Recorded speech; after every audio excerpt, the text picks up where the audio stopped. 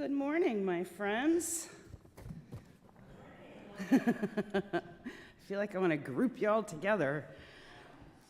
Welcome to First Unitarian Church in New Bedford, and welcome to everyone joining us online today. I'm so glad you're here. I am Reverend Karen LeBlanc, and I minister to this congregation as we minister to each other. We are people creating beloved community here at First Unitarian in New Bedford. We believe in practicing and promoting the UU values of justice, equity, transformation, pluralism, interdependence, and generosity in our congregation, and that those values always spring from the love at the center that guides us all. We are people of purpose in this church. We work to make sure that everyone feels valued and included in this meeting house, regardless of race, color, nationality, age, physical or mental abilities, gender identity, economic status, how you believe, or who you love. If what you hear today resonates with you, we hope you will consider becoming part of this way cool family of seekers and keepers of this very long dream that is our church. First Unitarian in New Bedford recognizes the land that we inhabit and sit on, and enjoy is the unceded ancestral land of the Wampanoag. And we give respect to the people of the First Light and their ancestors, and we honor them here in our church. Our service today is about disability awareness. I sure hope our guest speaker will get here soon. And that's Gilly Cabral.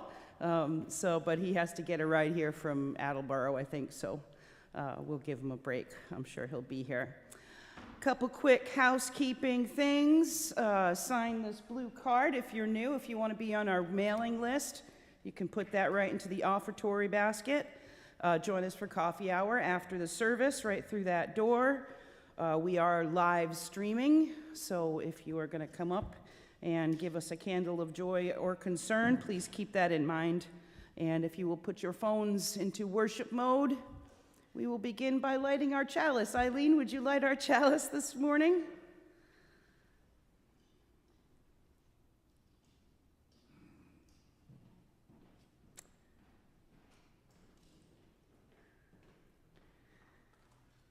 The chalice lighting words are from Helen Keller. And I chose this one because when Gilly and I were talking, he loved this quote. "The only thing worse than being blind is having sight but no vision." Amen to that. Sight but no vision. So, we've started beginning our services with a moment of movement. Now, the point of a moment of movement is to give ourselves a few breaths to center as we come into this sacred space. And this is meant to ground us as we open our hearts to each other and feel the greater connection with the world. Now, especially because this is supposed to be about disability awareness, I didn't want to say, now everybody must stand and everybody must, because not everybody can. So I want to make it much more inclusive and say you can do this however feels comfortable to you.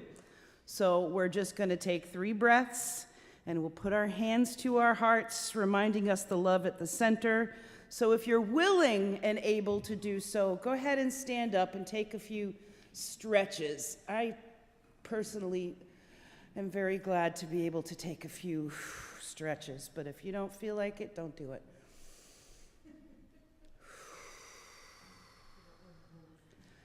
Oh, we got our yoga lady there, Thelma. And I like to do this, push your heart out right there where it belongs, where everyone can see it. Oh. All right, have a seat. Our opening words this morning are from Sinead Burke.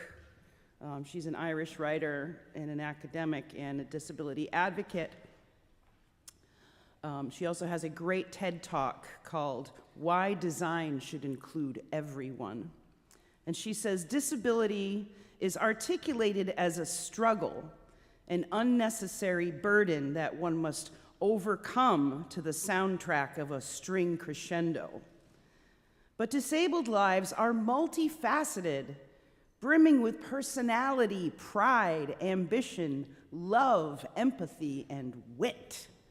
And if you know our friend Gilly, you know that to be true. He certainly is a very witty person.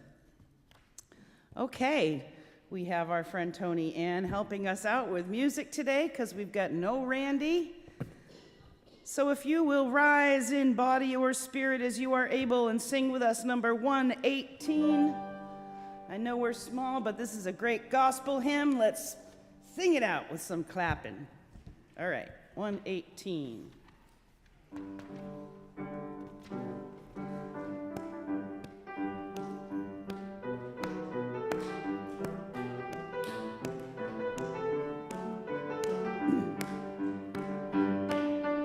This little light of mine, I'm gonna let it shine. This little light of mine, I'm gonna let it shine. This little light of mine, I'm gonna let it shine, let it shine, let it shine, let it shine. Everywhere I go, I'm gonna let it shine. Everywhere I go, I'm gonna let it shine. Everywhere I go, I'm gonna let it shine, let it shine, let it shine, let it shine. Building up a world, I'm gonna let it shine. Building up a world, I'm gonna let it shine. Building up a world, I'm gonna let it shine, let it shine, let it shine, let it shine. Let your light shine, my friends, and take the time to greet one another. Say good morning.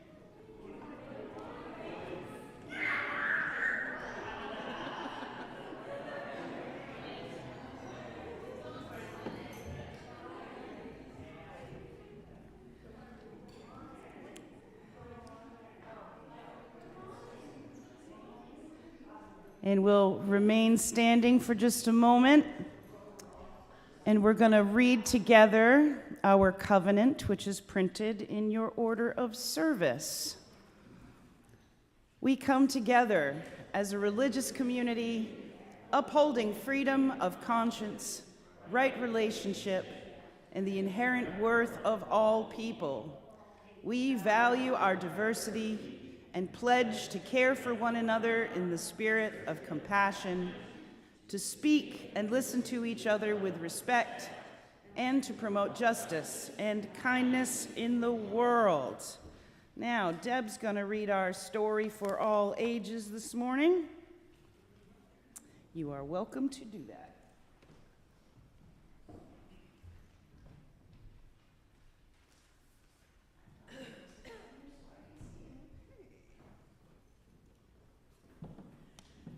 And if I'm too soft, say louder, because I have a tendency to get softer and softer as we go along. Okay. This book is called More Than Words: So Many Ways to Say What We Mean by Roz McLean. Nathan doesn't say much. When his classmates call out answers, or say, "Hey, that's mine," or "Vanilla, please," he just listens.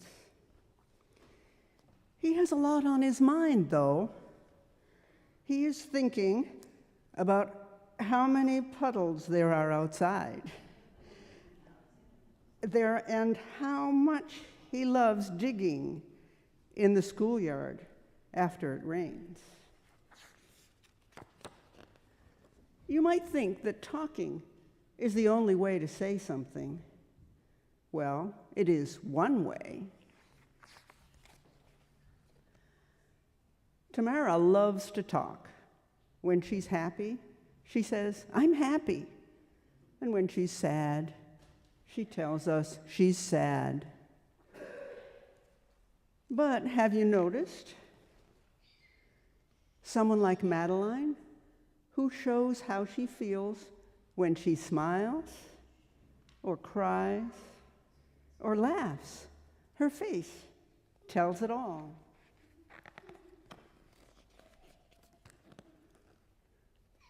You can say things in other ways, too. Lan likes to write. So does Carlos. He writes things using Braille. Or you could type, like McKenna, or S-P-E-L-L, like Rahim, spell. Or use sign language. What's up? I'm fine, like Fatima and Mateo.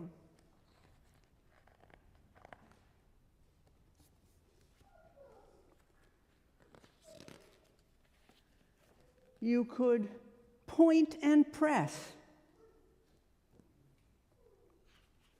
like Tanvir. You can show what you want when you choose, like Jaya. Even when you do use your voice, you can do more than just talk. Kamal likes to sing.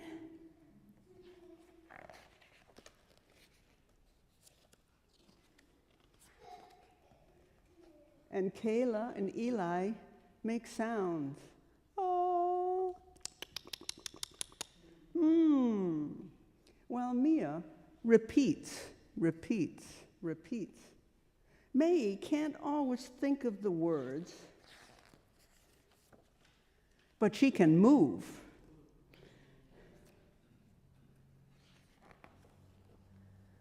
You can express yourself when you play, like Talia. You might want to show your sparkle, style, and pizzazz with what you wear, like Taylor. Or your imagination with painting and drawing, like Jordan, Maria, and Nam. Someone might have an idea. Chipmunk, plant, boat, and dig, and dig, and dig.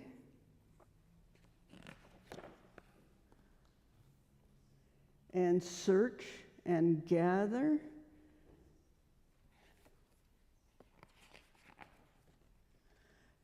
They might create something new.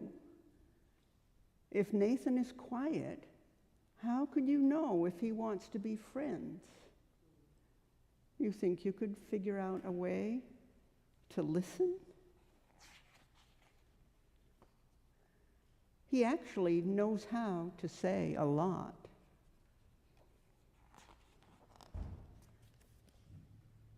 Looks like he's going to have a forest. Warning, a person can fall off the bench up here.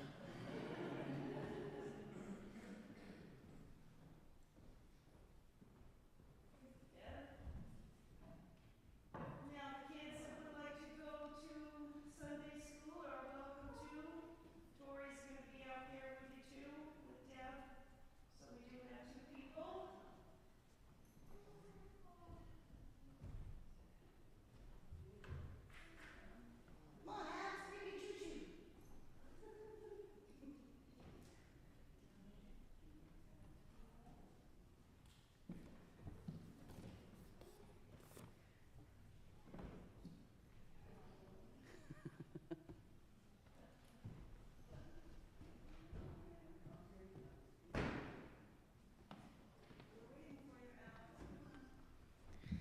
Now is the time in our service where we share with each other our joys, our concerns. So if you have something you would like to share, please come up, tell us your name, and briefly tell us what you'd like to share.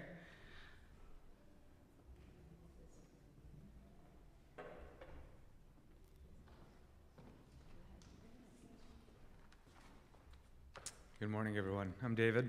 So this weekend we did a collaboration with downtown New Bedford Inc. and part of a Fall Fest drive for costumes. We handed out about 100 costumes for children in New Bedford, and we made some donations. So thanks everyone who came out. We have more costumes. They're in the parish hall, so if you guys know any families, please send them over.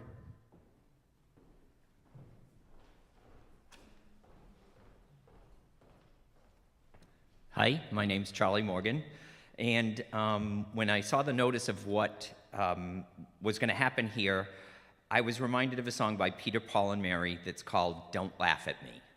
And it's a great song. You should listen to it. You should read the lyrics. But I was listening to it on a platform that then played another song that I wasn't all too familiar with, and I think it fits into what's going on right here, right now. The name of the song was Light One Candle.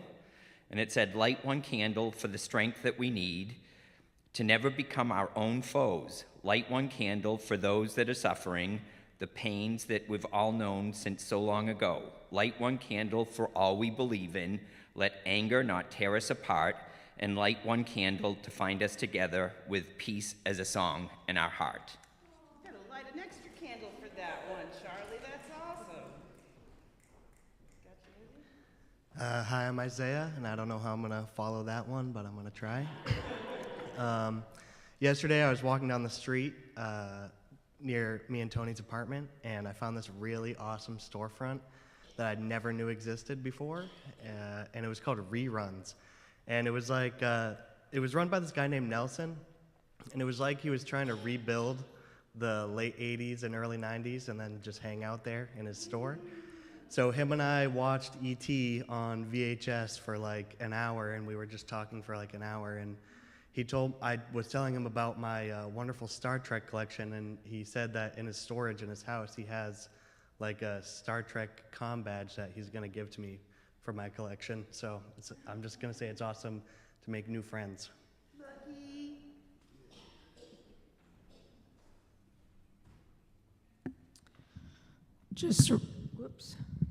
Just riffing off of the disabilities that we're talking about today, I'd like for everyone to keep in their heart all the amputees, especially the child amputees. In Palestine now, there are more child amputees than in the whole world.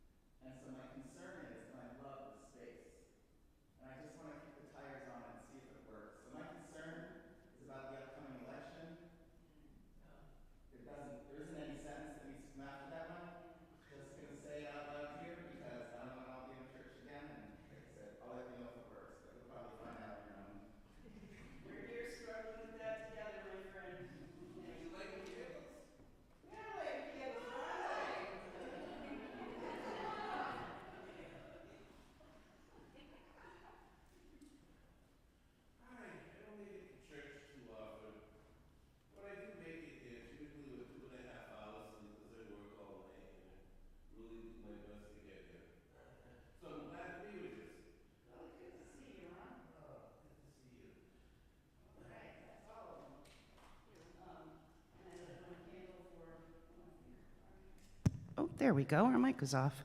My husband's mom passed away just yesterday, so we're giving him a lot of love.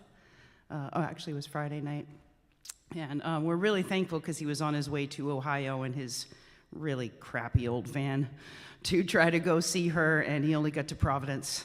And He blew a tire in Providence and had to wait several hours for AAA to pick him up, but he would have been halfway, almost into Pennsylvania by the time he heard, and he would have just had to turn around and come home anyhow. So we're a little thankful for having blown a tire in Providence on Friday night. And she'd been in hospice for a while, so we're just glad that she passed. She had family there with her, and that she went peacefully. And I lit 2 finals candles, as is our practice here, one for all of the joys and sorrows that we keep in our hearts today, and one for everyone out there who has not found a supportive and loving environment like this to share with.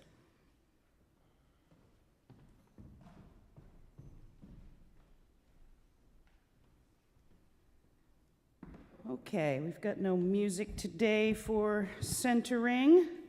So we are going to get right into our responsive reading. Number 587 from Audre Lorde, the great Audre Lorde.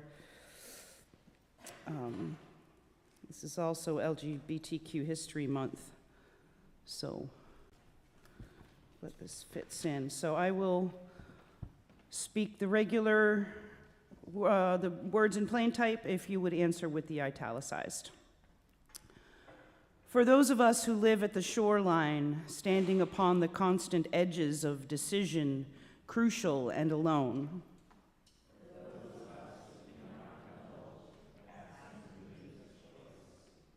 For those of us who are imprinted with fear, like a faint line in the center of our foreheads, learning to be afraid with our mother's milk.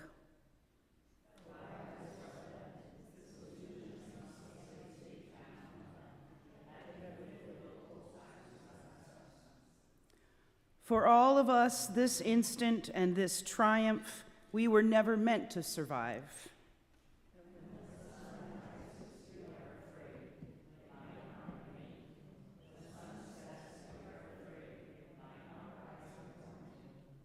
And when we speak, we are afraid our words will not be heard nor welcomed. So it is better to speak remembering.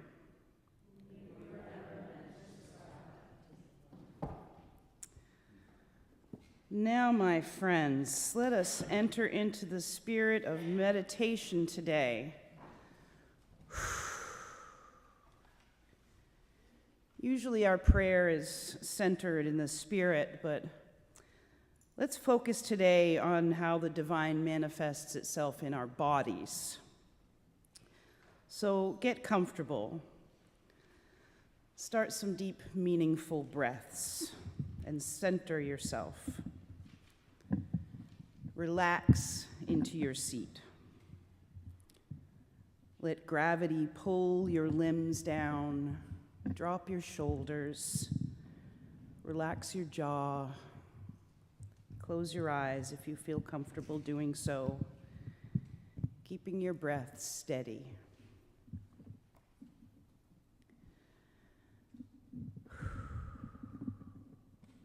We all have our own struggles with our bodies. The aches and pains, the inability to always do what we would like to do, the image we have of ourselves, the heavy hearts and heavy minds. Let us acknowledge our bodies like only we can and love ourselves right now, from head to toe as we breathe.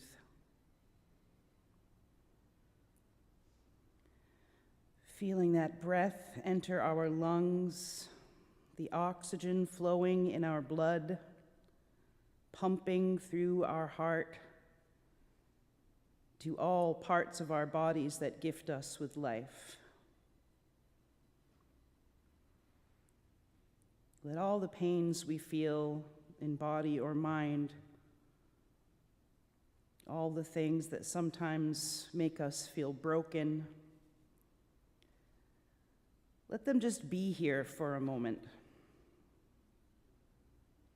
the relationship we have with pain as we age, what our bodies make us feel, the anxiety of just being sometimes. Acknowledge it. Hear what your body has to tell you right now. And relax into this moment, remaining mindful of your breath going in and out of your lungs, feeling your heart beating in your chest and the blood running through you,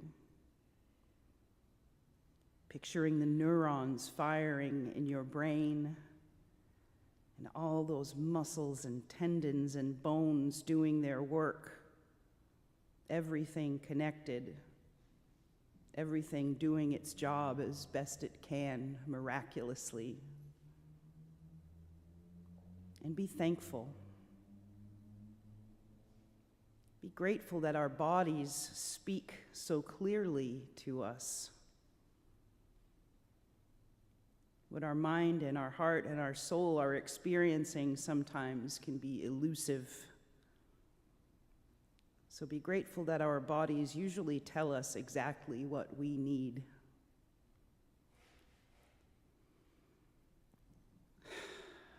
Now let's put our hands to our hearts and love these bodies of ours for a moment in silence and in appreciation for this life, knowing that we are all divine beings.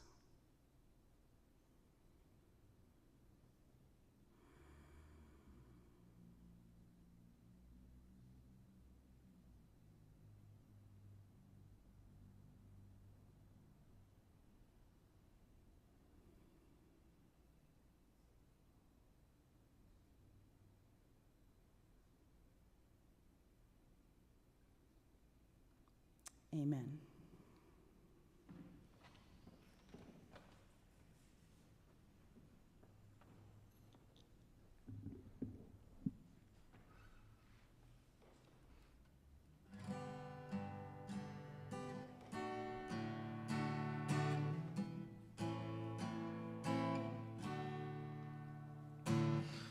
Your lips are nettles, your tongue is wine, your daughter's liquid, your body's pine. You love all sailors, but hate the beach. You say, come touch me, but you're always out of reach. In the dark, you tell me of a flower that only blooms in the violet hour. Your arms are lovely, yellow and rose. Your back's a meadow covered in snow. Your thighs are thistles and hothouse grapes. You breathe your sweet breath and have me wait. In the dark, you tell me of a flower that only blooms in the violet hour.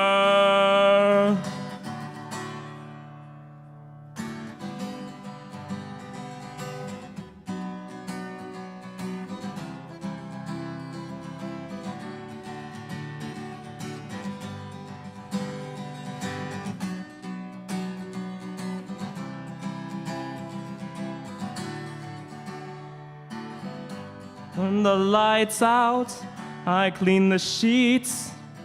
You changed the station, turned up the heat. And now you're sailing upon your chair. You got me tangled up inside your beautiful. In the dark, you tell me of a flower that only blooms in the violet hour. Ooh.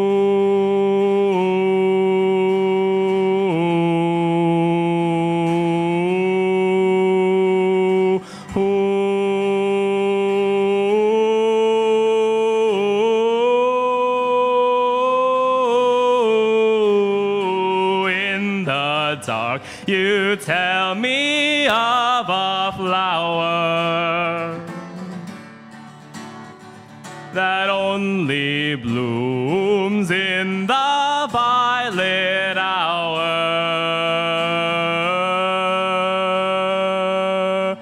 Ooh.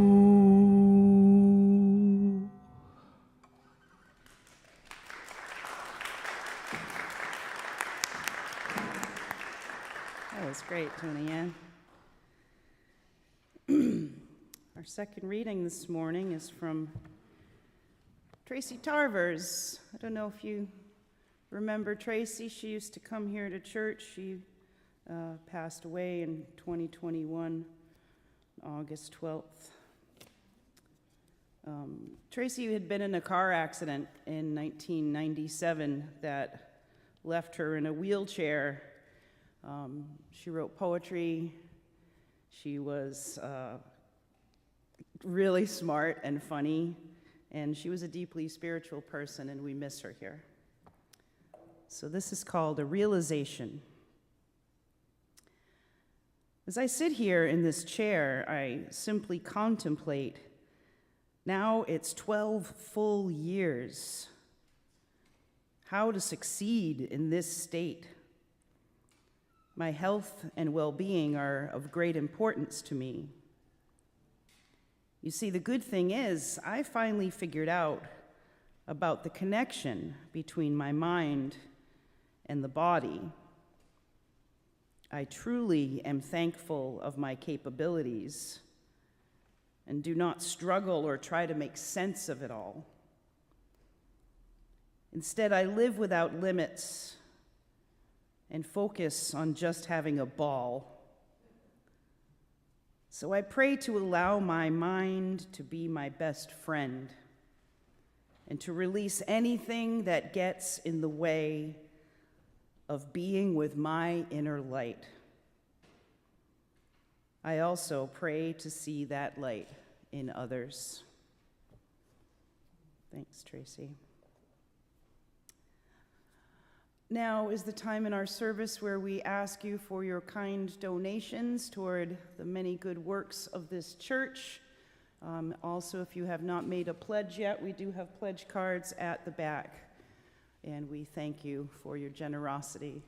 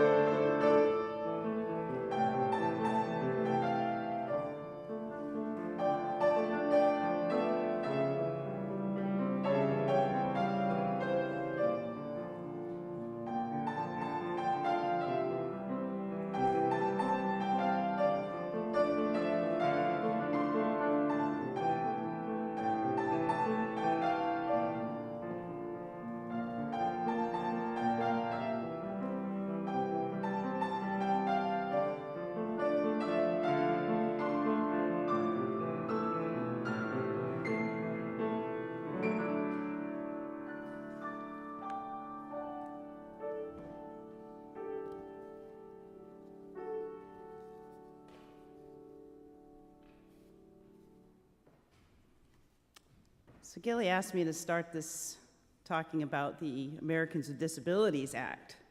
So I'm going to go over a little bit about that before I hand over the mic to our friend. I'm looking forward to this, Gilly. So for just over a century, our country has made some slow and often begrudging strides in equality for all its citizens.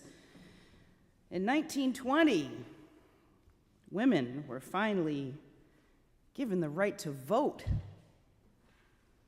They couldn't open their own bank account until the mid-1960s and weren't able to get their own credit card until 1974. Yeah. The Civil Rights Act of 1964 was a landmark civil rights and labor law in the United States that outlawed discrimination based on race, color, religion, sex, and national origin, prohibits the unequal application of voter registration requirements, racial segregation in schools and public accommodations, and employment discrimination. Remains one of the most significant legislative achievements in American history, right? But was there a glaring omission from the minorities that the Civil Rights Act covers? Citizens with disabilities. The 1973 Rehabilitation Act banned discrimination on the basis of disability by recipients of federal funds. That was modeled after previous laws that banned race, ethnic, and sex-based discrimination, also when federal funds are involved. But that was the first time the exclusion and segregation of people with disabilities was viewed as actual discrimination. 1973. Previously, it had been assumed that the problems faced by people with disabilities, such as unemployment or lack of education, were inevitable consequences of the physical or mental limitations imposed by the disability itself. But enactment of Section 504 evidenced Congress's recognition that the inferior social and economic status of people with disabilities was not a consequence of their disability, but instead, it was a result of the societal barriers and prejudices. As with racial minorities and women, Congress finally recognized that legislation was necessary to eradicate discriminatory policies and practices. Now, it wasn't until 1986 that the National Council on Disability recommended the enactment of an Americans with Disabilities Act, and they drafted that first version of the bill, which was introduced to the House and Senate in 1988. Now, a broad partisan coalition of legislators supported the ADA, while the bill was opposed by many business interests who argued that this bill imposed many costs upon businesses that they couldn't afford. And it was also opposed by conservative evangelicals who opposed it because it also covered people with HIV, which they didn't want to deal with. Yeah, right? The final version of the bill was finally signed into law July 26, 1990 by George H.W. Bush, later amended in 2008 and signed by President George W. Bush. Changes effective as of 2009. So yeah, my kids are older than the Americans with Disabilities Act. Right? That kind of blew my mind. And people with disabilities are still struggling with acceptance and accessibility in so many places. Helen Keller famously said that science may have found a cure for most evils, but it has no remedy for the worst of them all, the apathy of human beings. Amen to that. Just as other minorities had to fight for their rights to be seen and heard, it was the disabled community that really took the lead in making sure that everyone is treated with dignity and respect. Now, a few months back, I was watching Netflix, a show called Loudermilk. It's really good if you like crazy things.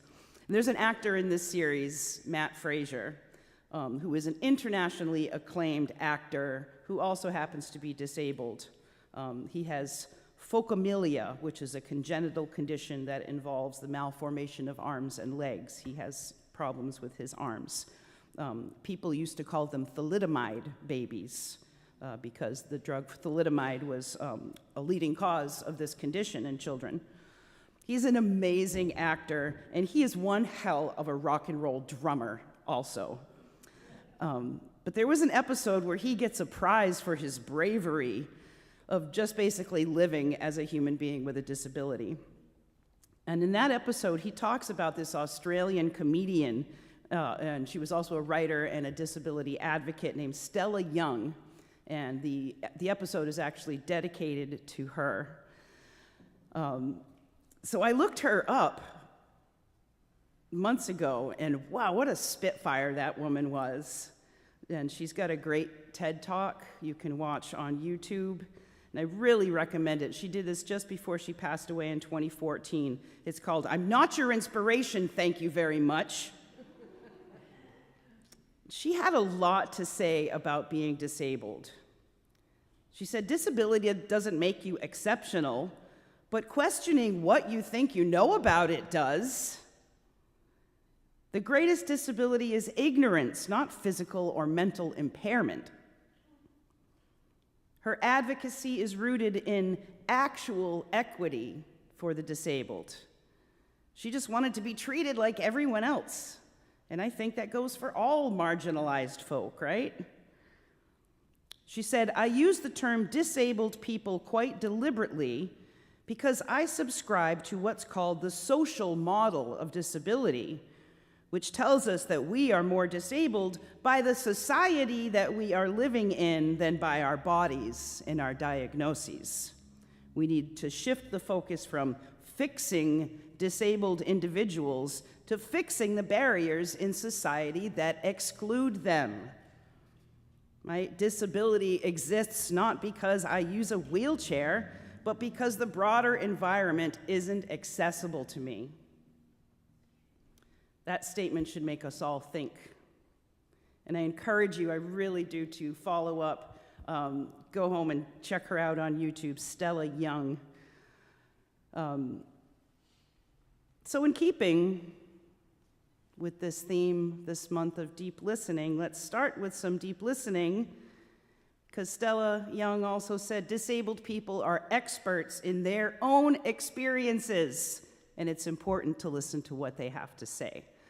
So I was hoping that we could get our friend Gilly to come on up here today, and we're going to have him sit down over here for comfort.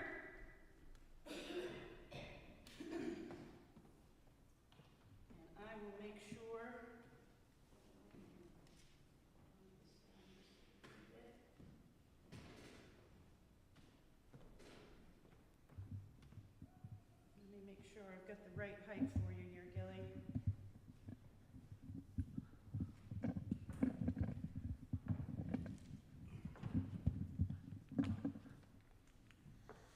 Good morning, congregation. Good morning. Okay, I'm probably a real tough act. First of all, there are many talking points here. First of all, I want to explain about my school years. The Special Educational Act didn't pass until the 1970s. My school years were the 1950s and 60s. Now, I went all through those years in elementary school, even my teen years. Now, thanks to special education, when you reach your teen years, you are placed in high school. Employment. I left school and wanted to work. I got a few jobs, but I faced a lot of discrimination. 2 examples. I remember walking into a program called CEDAR, and it was this lady that was supposed to take down information to decide whether you qualified and if so, what job you would get. And she said, talk about blatant bigotry. She said, I'll be perfectly frank. There are jobs available, but you're not going to get one. Now, with ADA, that cannot happen, which stands for the Americans with Disability Act. Then there was other situations where I walked in the office and somebody would say, what is he doing here?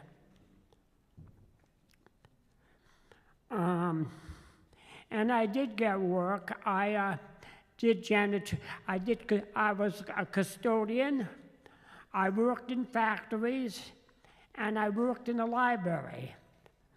So I got work after facing a great deal of discrimination. Next is housing. I left my father's house and went into assisted living. Then it became unaffordable. So I went to low-income senior housing.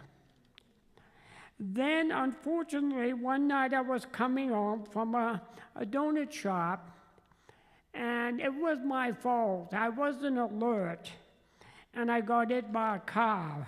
I broke my right leg and ankle. Then I went into a nursing home for rehabilitation, and recovered, and now I can walk with a cane. And then and after I was hit by the car, I was rushed to Rhode Island Hospital. St. Luke's Hospital did not have a trauma unit. When I was when I was being rushed, I was told, you're going to Rhode Island Hospital. I said, why? They said, because they have a good trauma unit. Now I live in a group home, and it's wonderful.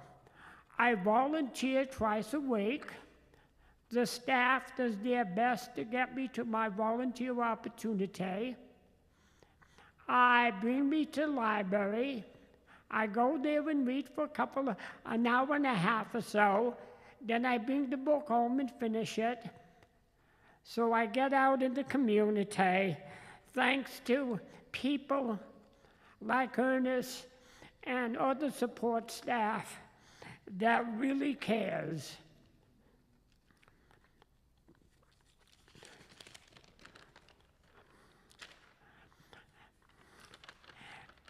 The challenges and lessons. My greatest challenges was coping with loneliness and overprotective parents and isolation. And there were places where people with disabilities were not welcome. Insults and injury. Insults like, he's not dealing with a full deck, or he doesn't have his own marbles, or because of the way I walked, I was called a cripple. And now quotes. One by Ellen Keller, and I'll go slow. Only thing worse than being blind is having sight but no vision. Ellen Keller. Karen's father. You'll never be as smart as you thought you were at 17. And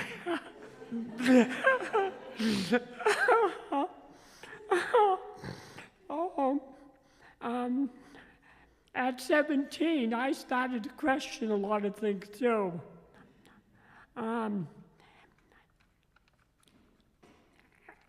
then when I think of my challenges, I often say nobody cares until it hits home.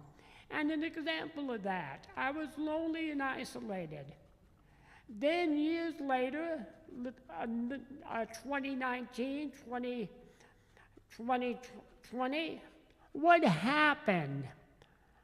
We had COVID, and people were stuck in, and they were isolated and lonely because of the virus. So that's why I say no one cares until it hits home.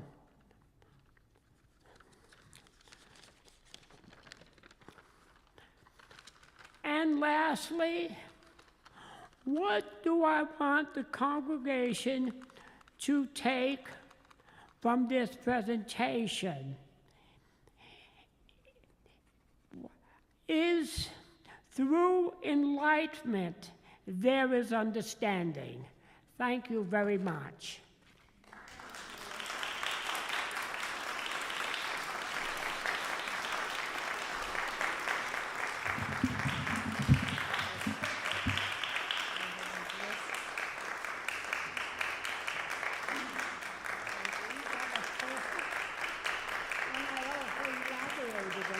That was perfect. That was perfect. Thank you, Gilly. Thank you, Ernest, for always bringing Gilly to church. We appreciate that.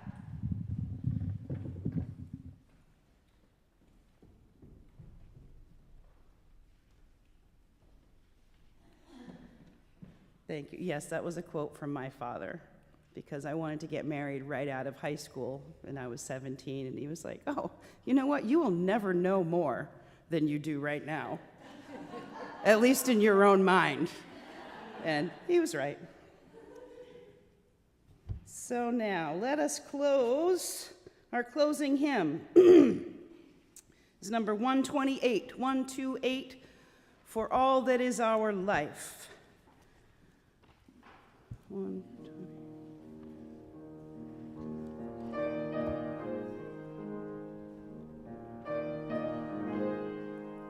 For all that is our life, we sing our thanks and praise.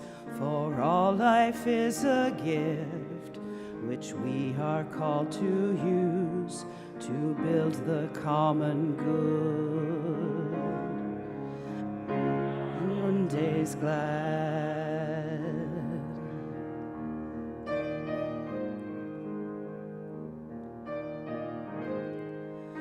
For needs which others serve, for services we give, for work and its rewards, for hours of rest and love, we come with praise and thanks. For that is our life.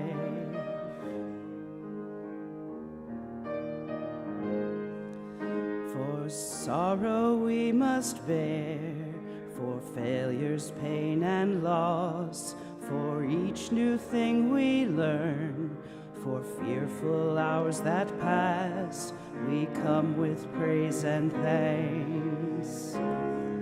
For all that is our life.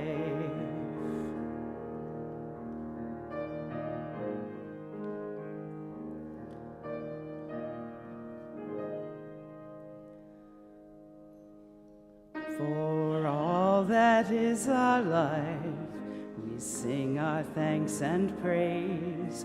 For all life is a gift, which we are called to use to build the common good and make our own days glad.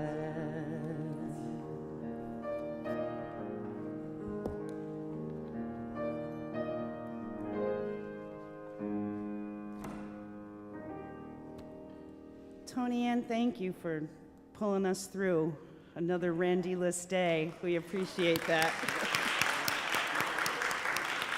Such talent, such talent. Our closing words are from Dr. Temple Grandin, who I had the great pleasure of meeting and drinking wine with. The most interesting people you will find are the ones that don't fit into your average box. They make what they need. They make their own boxes. Amen to all you box builders out there. All right, my friends, yeah. Hold fast, my church. We love you. Stay strong. Live long and prosper. Go in peace. Come on, join us for coffee hour.